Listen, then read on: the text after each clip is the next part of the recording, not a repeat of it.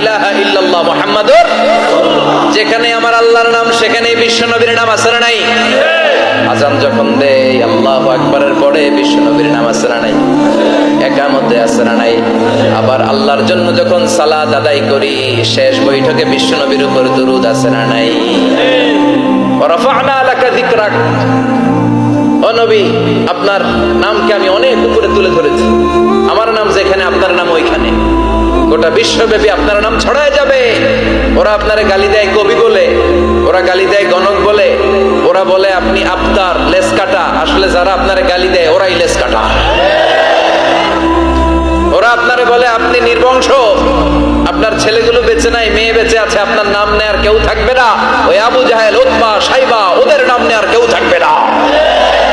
আপনি লেসকাটা নন, আপনি নির্বংশ নন। ইন্না শানিয়াকা, চিল্লায় বলেন ইন্না শানিয়াকা।